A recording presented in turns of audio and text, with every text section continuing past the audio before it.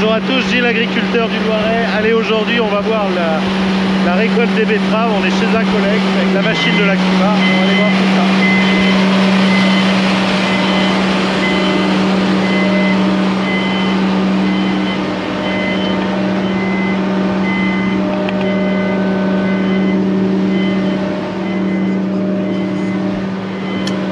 Alors, bonjour à vous. Bonjour Gilles. Donc là, on est dans la machine à betterave pour récolter les betteraves de la Cuma. Donc toi, tu es le chauffeur au niveau des betteraves. Donc tous les ans, tu viens nous récolter Voilà, les betteraves pendant 4 saisonnier depuis bientôt 15 ans. Alors cette année de betterave, qu'est-ce qu'elle a de particulier? C'est pas gégène, beaucoup de petites betteraves, c'est très irrégulier, assez difficile à arracher parce qu'on a des roues au pelle et les petites betteraves, ça a du mal à les prendre. On a eu un peu de pluie, ça permet de rentrer un peu plus en terre les roues au pelle pour pouvoir fouiller davantage, mais c'est assez catastrophique dans l'ensemble. La machine à betterave, elle est composée de plusieurs choses. La première partie, c'est pour enlever les feuilles, les feuilleuses. Alors une effeuilleuse mixte qui est intégrale ou éjection lorsqu'il y a beaucoup de feuilles ou de l'herbe. Donc on évacue sur le côté. D'accord. Ensuite, on a toute la partie pour déterrer en fait les betteraves. Donc là ici avec les roues au pelle. Donc concrètement, c'est des roues qui pincent la betterave, qui la sort et qui est éjectée par 4 pales sur une turbine. Et la jonction entre les roues au pelle, il y a un rouleau qui permet de limiter la chute des betteraves au sol. Voilà. Et donc toutes les betteraves, ensuite elles sont emmenées avec des rouleaux et des tapis. Là ici derrière dans la trémie. Et concrètement, une trémie pleine, tu es à peu près à combien de tonnes? 20 tonnes. 20 tonnes. 40 mètres cubes à 20 tonnes. Donc une fois que cette trémie est pleine, soit tu vides dans des remorques, ou soit là comme aujourd'hui, tu vides directement sur le tas parce que le tas il est en plein milieu du champ. Oui, au bout de la parcelle, c'est beaucoup plus pratique. Voilà. Et là en ce moment, ça va. L'arrachage se passe plutôt bien. Les conditions sont plutôt bonnes. Et bon, le problème c'est les rendements, ça va de 30 tonnes à 70 pour les meilleurs. Et d'habitude, une année normale, on est plutôt autour de 80 à 100 tonnes. Voilà. Même un peu plus mauvaise, plus. C'est 60 et puis ça monte jusqu'à plus de 100 tonnes max. Donc cette année est vraiment très particulière au niveau de la taille des betteraves. Concrètement, elles ont eu la jaunisse, il y a eu aussi l'été relativement sec. Ça a été dur de suivre en irrigation pour certains. Et là, on voit tout de suite les effets sur la betterave.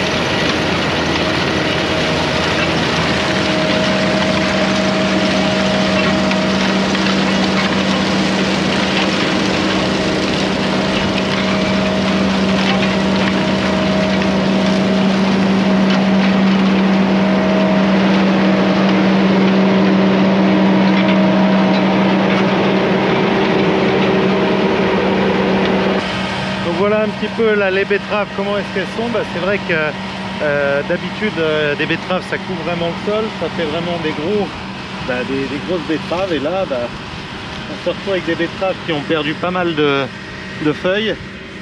Je vais essayer d'en arracher une. Elles sont pas si grosses que ça, elles sont pas très belles. Il manque vraiment de la taille de betterave. Là j'en ai pris une qui était plutôt belle, et juste à côté il y en a des toutes petites. Hop, on va essayer de sortir celle-là. Non, elle ne veut pas sortir. Donc vraiment des tailles de betterave très faibles cette année. Et c'est vrai que toute cette partie insectes qui ont posé beaucoup de problèmes aux betteraves cette année, on était sur une année vraiment très spéciale à cause de l'hiver très doux, du démarrage très tôt en saison, qui ont provoqué vraiment des dégâts qu'on n'avait jamais vus en betterave. Et c'est vrai que ça va poser des problèmes sur la filière betterave.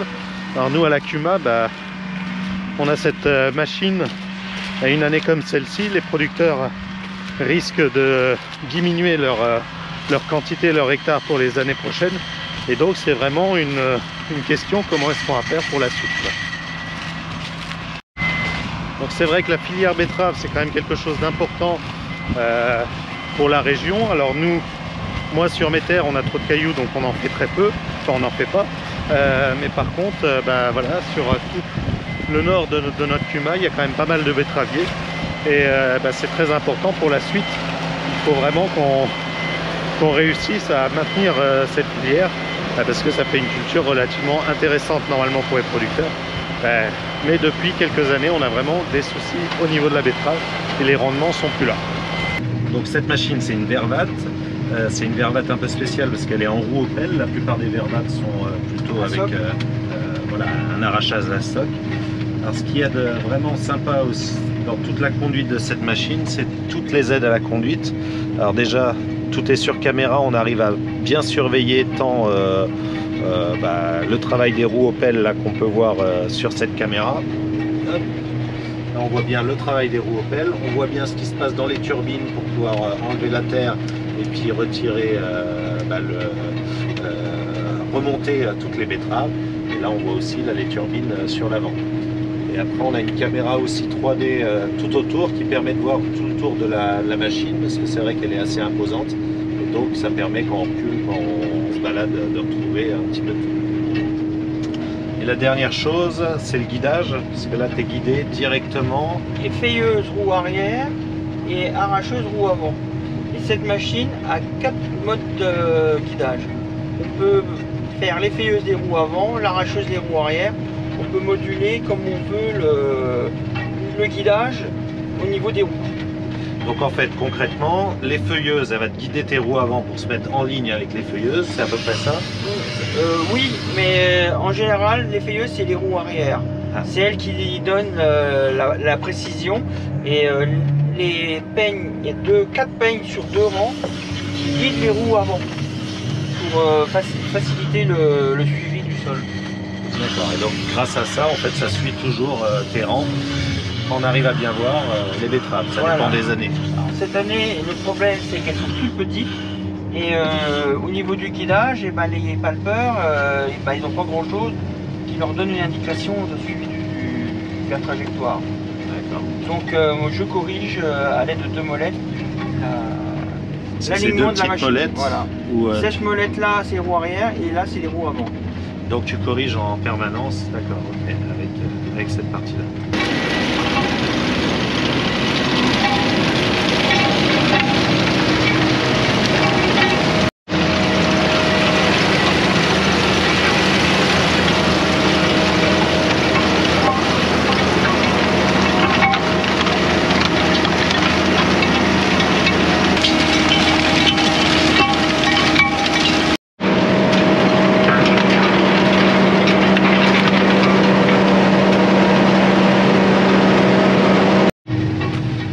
Cette machine, cette Vervat, elle est vraiment très particulière parce que concrètement c'est une des seules qui est en France. C'est la seule qui est en France aujourd'hui. Il y en avait une en Limagne, mais comme la sucrerie est fermée, elle est repartie en Hollande.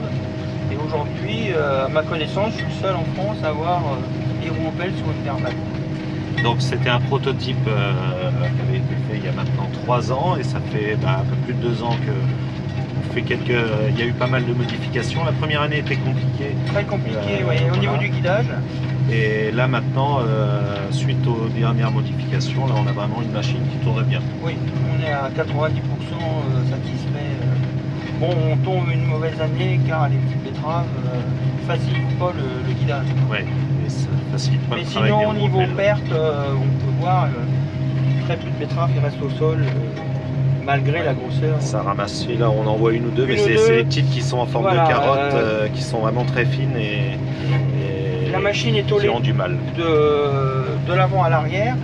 Et cette machine-là, théoriquement, il n'y a pas besoin de déterreur. Il y a 6 turbines qui nettoient tout le long du transport la betterave. Donc théoriquement, on devrait pouvoir charger dans les camions directement. C'est l'avantage de cette machine-là qui est faite pour les grosses terres.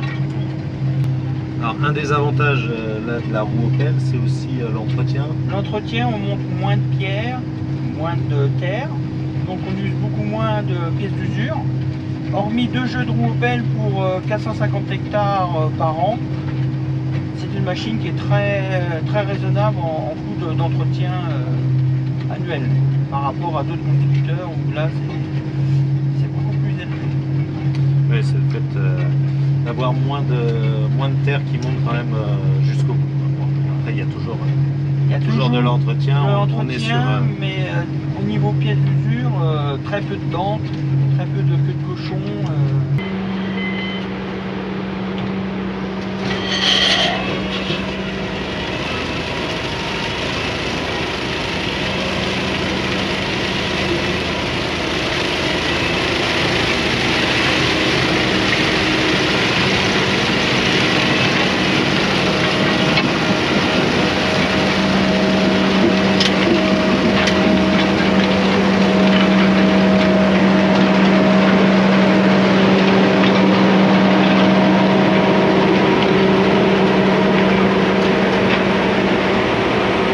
Cette arracheuse à betterave, elle est quand même assez impressionnante.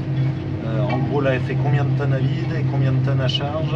Alors à vide, elle fait 30 tonnes et à charge, elle fait 60. Donc on arrive jusqu'à 60 tonnes. Elle est montée sur 6 grosses roues. 6 grosses roues, donc 4 roues indépendantes sur suspension hydraulique et 2 roues jumelées à l'arrière en 800. Lorsqu'il y a une roue qui patine, ça envoie de l'huile à l'opposé pour réguler le différentiel pour éviter justement qu'elle patine. C'est l'avantage de cette machine. C'est vrai que c'est assez impressionnant parce que même quand...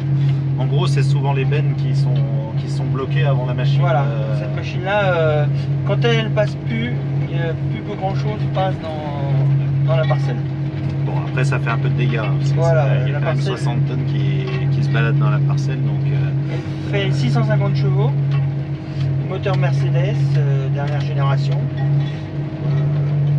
On est en gabarit routier, donc il n'y a pas besoin de voiture pilote théoriquement sur la route. C'est une machine qui roule à 30 km/h homologuée France. Et elle était assez maniable par rapport à son volume imposante. Avec les roues arrière qui pivotent, la machine est très maniable pour son volume. C'est vrai que quand on te voit tourner, quand on te voit, ça a l'air tout simple. Il y a un peu de boulot, il y a un peu de maîtrise aussi. Oui, mais ça fait combien de temps toi que tu as rangé les trains? 14e année à la Cuba. 14e à la Cuba. Donc c'est ma deuxième intégrale, première à Soc, deuxième avec les roues Opel. Et avant j'ai eu 3 automotrices Moro neuves. Mais c'est une machine très simple.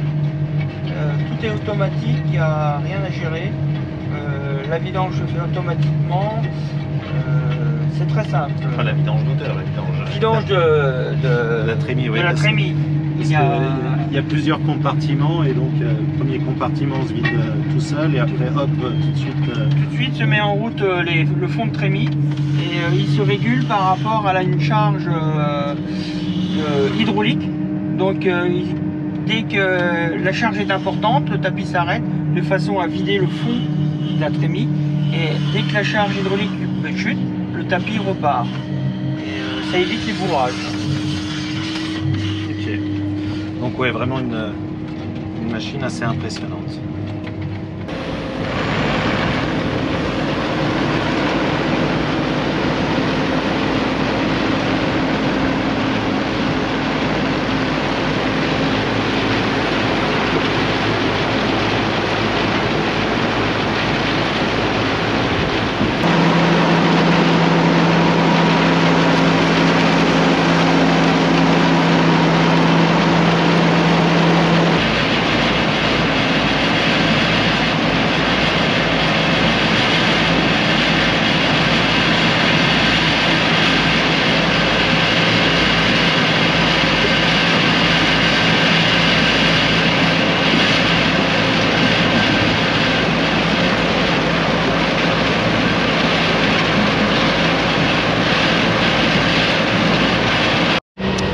bah voilà cette vidéo sur l'arrachage des betteraves. Donc bah, c'est vrai que je vous en avais jamais fait, c'est juste à côté de chez moi, donc c'était l'occasion de vous faire tout ça. Bon bah moi je vous dis à samedi prochain pour une nouvelle vidéo. J'espère que le temps va s'arrêter un petit peu de pleuvoir et qu'on puisse attaquer les semis de blé. Bon allez, à samedi prochain pour une nouvelle vidéo.